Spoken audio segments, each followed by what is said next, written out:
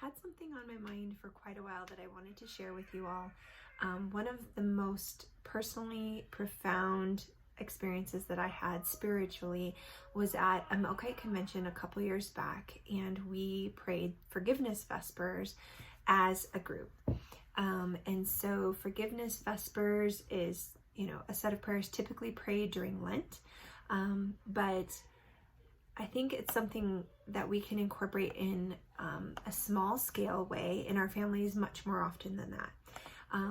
For my family, we have made a mini version of the Forgiveness Vespers, and we try to do it weekly. It doesn't always happen, but on Friday or Saturday night, we've found that this is really beneficial for our family.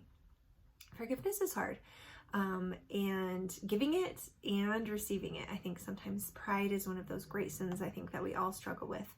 And especially within the family, these are the people that we spend the most time with, especially under these quarantines and things like that. So these are the people that we're with all the time. And unfortunately, that means that they're probably also the people that we offend or hurt the most as well.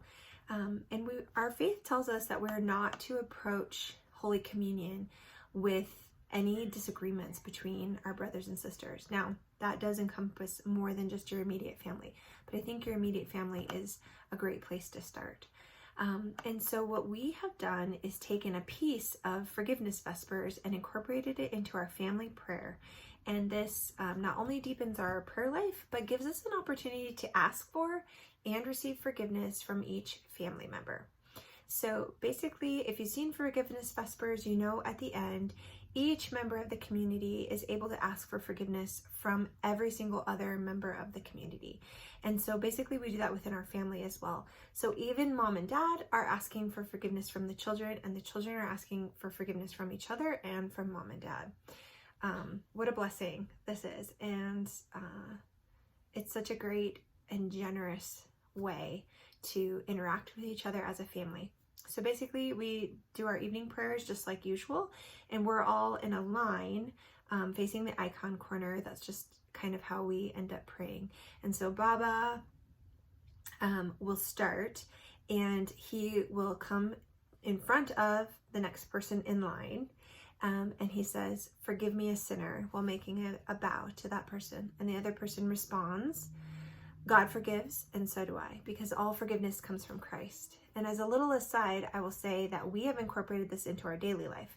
So if my children are squabbling and they need to ask for forgiveness, I think we're all really good at saying, "Say I'm sorry." Moms, dads, we know, say I'm sorry. But a lot of times I think we lack a response. And I think that is the perfect response, because it's humble, but also actually expresses forgiveness. So God forgives, and so do I. All forgiveness comes from God. So then Baba will move to the next person in line, make his bow, ask for forgiveness. "Forgive me, a sinner." The person responds, "God forgives, and so do I." And they embrace, give a hug, and he moves to the next person. And by that point, if I'm that second person, can start talking to that next person in line. So it's just this continual rotation, so that every single person in the family asks for forgiveness and receives it from the other person in the family. And I have seen a lot of spiritual benefit in our family by adopting this practice. I think it also opens the door and literally gives us practice saying I'm sorry and asking for forgiveness. And so during the week, I've found, even as an adult, it's much easier for me to ask forgiveness of others when I have offended, because I have this practice in this place outside of being mad, outside of the heat of an incident, something that we do every week, hopefully as a family before Holy Communion, that we're asking forgiveness of each other. So I want to encourage you. I hope that this is something that you find realistic. It doesn't take a lot of time. It's easy to do, to ask for forgiveness of those members of your family every week. I wanted to give you a little visual of what the Forgiveness Vespers look like. So I've got my volunteers to help us out. So this is how we do it. In the name of the Father, and the Son, and the Holy Spirit. Amen. Bless us, the Lord. Forgive me, a sinner. God forgives, and so do I. Forgive me, a sinner. God forgives, and so do I. Forgive me, a sinner. God Forgive me, a forgives. sinner. God God forgives, and so do I. Forgive me a sinner. Forgive me a sinner. Forgives and so do I. Forgive me a sinner. God forgives, and so do I. Forgive me a sinner. Give me a sinner. You can get up now. Say, forgive me a sinner. Forgive me a sinner. God forgives, and so do I. Forgive me a sinner. God forgives and so God do I. forgives, Nora. and so do I. I hope that little video was helpful to demonstrate how your family might do these Forgiveness Vespers, but make it your own.